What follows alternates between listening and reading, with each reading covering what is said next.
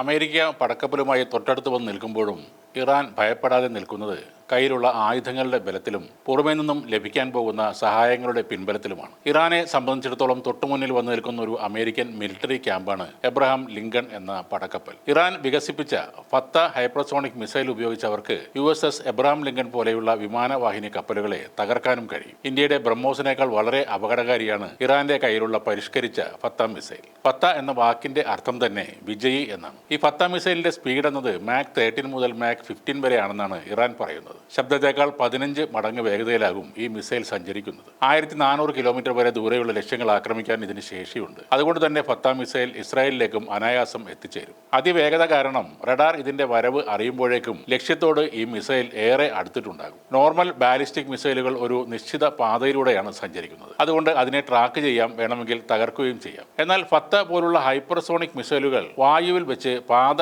മാറാൻ കഴിവുള്ളവയാണ്. ഇത് കപ്പലിലെ റഡാറിന്റെയും പ്രതിരോധ മിസൈലുകളുടെയും കണക്കുകൂട്ടലുകളെല്ലാം തെറ്റിക്കുകയും ചെയ്യും. അമേരിക്കയുടെ പ്രധാന പ്രതിരോധ മിസൈലാണ് SM-6. ഇത് ഹൈപ്പർസോണിക് ഭീഷണികളെ നേരിടാൻ രൂപകൽപ്പന ചെയ്തതാണ്. എന്നാൽ ഫത്ത പോലൊരു മിസൈലിനെ 100% കൃത്യതയോടെ തടയാനോ തകർക്കാനോ നിലവിലെ ഒരു സാങ്കേതിക വിദ്യയ്ക്കും പൂർണ്ണമായും കഴിയില്ലെന്നാണ് സൈനിക വിദഗ്ധർ അഭിപ്രായപ്പെടുന്നത്. ഇത്രയും ഉയർന്ന വേഗതയിൽ വരുന്ന ഒരു മിസൈൽ കപ്പലിൽ ഇടിക്കുമ്പോഴുണ്ടാകുന്ന കൈനറ്റിക് എനർജി കപ്പലിന്റെ പകുതിയോളം തകർക്കാൻ പര്യാപ്തമാണ്. അങ്ങനെ കപ്പലിന്റെ പ്രതലത്തിലുള്ള റൺവേക്ക് ഡാമേജ് ഉണ്ടായാൽ യുദ്ധവിമാനങ്ങൾക്ക് പിന്നീട് പറന്നുയരാനോ അവിടെ ഇറങ്ങാനോ കഴിയില്ല. അതോടെ ആ യുദ്ധക്കപ്പൽ എന്നത് വെറും ഒരു പേര് മാത്രമായി മാറുകയാണ്. എന്നാൽ അമേരിക്കയ്ക്ക് ഇതിലും കൂടിയ ടെക്നോളജികളുണ്ട്. ഹൈപ്പർസോണിക് മിസൈലുകളെ നേരിടാൻ അമേരിക്ക ചെയ്യുന്നത് സ്പേസ് സെൻസർ ഉപഗ്രഹങ്ങൾ വഴി മിസൈൽ വിടുന്നത് നേരത്തെ കണ്ടെത്തുക എന്നതാണ്. മിസൈലുകൾ മാക്സിമം വേഗതയിൽ സഞ്ചരിക്കുമ്പോൾ തന്നെ അതിനെ തകർക്കാനുള്ള പുതിയ തരം മിസൈലുകൾ വികസിപ്പിക്കുകയാണ് അവർ. എന്നാൽ ഇറാൻ ഒരേ സമയം നിരവധി ഫത്ത മിസൈലുകൾ എബ്രഹാം ലിങ്കനെ ലക്ഷ്യം വെച്ച് തൊടുത്തുവിട്ടാൽ അതിനെ പ്രതിരോധിക്കുക എന്നത് അമേരിക്കൻ നാവികസേന നേരിടുന്ന ഏറ്റവും വലിയ വെല്ലുവിളി തന്നെയായിരിക്കും. നേരത്തെ നടന്ന ഇസ്രായേലുമായുള്ള യുദ്ധത്തിൽ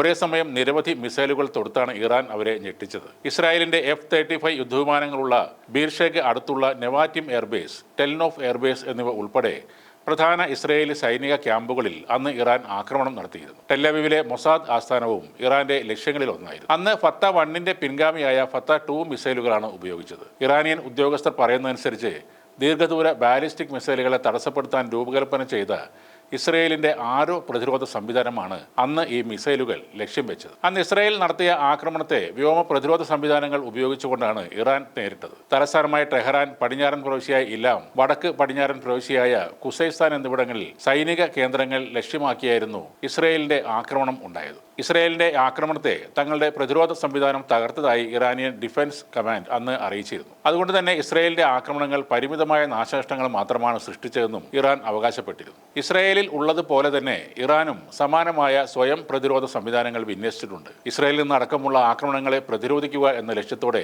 വർഷങ്ങൾ എടുത്താണ് ഈ പ്രതിരോധ സംവിധാനങ്ങൾ ഇറാൻ വികസിപ്പിച്ചെടുത്തത്. കൂടാതെ വിദേശ രാജ്യങ്ങൾ നൽകിയ നിരവധി പ്രതിരോധ സംവിധാനങ്ങളും ഇറാനിലുണ്ട്. അർമാൻ എന്നത് ഇറാന്റെ ബാലിസ്റ്റിക് മിസൈൽ പ്രതിരോധ സംവിധാനമാണ്. 150 കിലോമീറ്റർ പരിധിയിൽ മിസൈലുകളും ഡ്രോണുകളും പ്രതിരോധിക്കാൻ ഇതിന് കഴിയും. കൂടാതെ 120 മുതൽ 180 കിലോമീറ്റർ പരിധിയിൽ ഒരേ സമയം 6 ലക്ഷ്യങ്ങളെ ചെറുക്കാനും സാധിക്കും. ദീർഘദൂരവും ഉയരത്തിലുമുള്ള മിസൈലുകൾ, ഡ്രോണുകൾ, വിമാനങ്ങൾ എന്നിവ കണ്ടെത്താനും തടസ്സപ്പെടുത്താനും ബവാർ 373ക്ക് സാധിക്കും. യൂറോപ്യൻ രാജ്യമായ ബെലാറസിലാണ് ഇത് ഡിസൈൻ ചെയ്യുകയും നിർമ്മിക്കുകയും ചെയ്തിട്ടുള്ളത്. അമേരിക്കൻ F-35 ഉൾപ്പെടെയുള്ള 5ാം തലമുറ യുദ്ധവിമാനങ്ങളെ ഇതിനെ പ്രതിരോധിക്കാൻ സാധിക്കും. ഒരേ സമയം 100 ആക്രമണങ്ങളെ കണ്ടെത്താനും സയ്യാദ് 4B മിസൈലുകൾ ഉപയോഗിച്ച് പ്രതിരോധിക്കാനും ഇതിന് കഴിയും. 300 കിലോമീറ്ററാണ് ഇതിന്റെ ദൂരപരിധി. AD-120 എന്നത് ഇറാൻ തദ്ദേശീയമായി വികസിപ്പിച്ച കൂടുതൽ റേഞ്ചുള്ള പ്രതിരോധ സംവിധാനമാണ്. നൂതന വിമാനങ്ങൾ, UAVകൾ, ഹെലികോപ്റ്ററുകൾ എന്നിവയെല്ലാം ഇതിനെ തടസ്സപ്പെടുത്താൻ സാധിക്കും. 7 മുതൽ 120 കിലോമീറ്റർ വരെയാണ് ഇതിന്റെ റേഞ്ച് ഉള്ളത്. ഇതിന് പരമാവധി 27 കിലോമീറ്റർ ഉയരത്തിലെത്താനും സാധിക്കും. 90 കിലോഗ്രാം വരെ ആയുധം വഹിക്കാനും ഇതിന് കഴിയും. ഹ്രസ്വദൂര